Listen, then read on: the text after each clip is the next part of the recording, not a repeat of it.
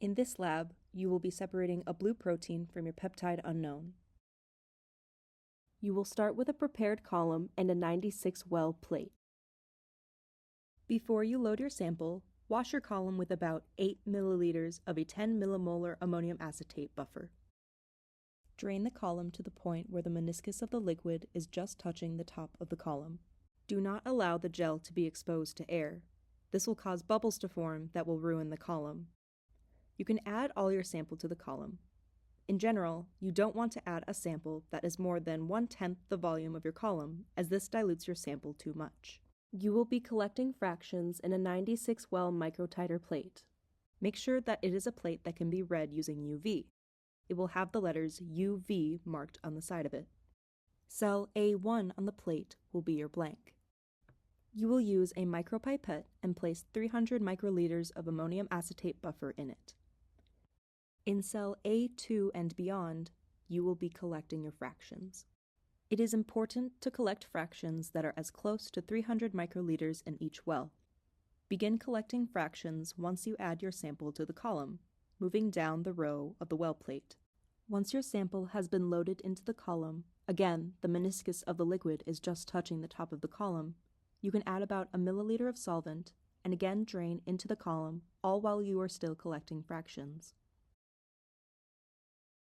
Once the solvent meniscus reaches the top of the column, you can fill the solvent reservoir to the top and continue to collect fractions. You will want to collect at least 3 rows of fractions. Once you are finished collecting your fractions, run 5 to 6 milliliters of fresh buffer solution through the column to clean it for the next person to use. Again, ensure that the gel is not exposed to air. This wash can be discarded in the waste container for this project lab. Close the stopcock and cap the column. In room 213, you will access the plate reader to collect UV-Vis absorbance readings for your fractions.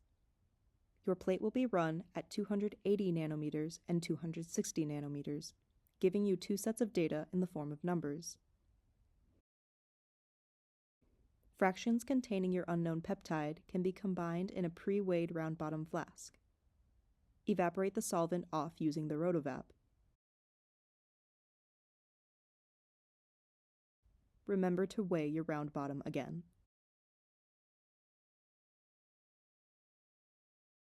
Dissolve all your dried sample in CD3OD, not CDCl3.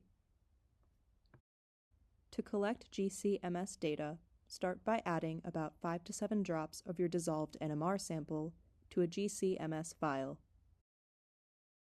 Using a clean pipette, add about 0.5 milliliters of GC-grade methanol to the vial. It should be about a little over half filled.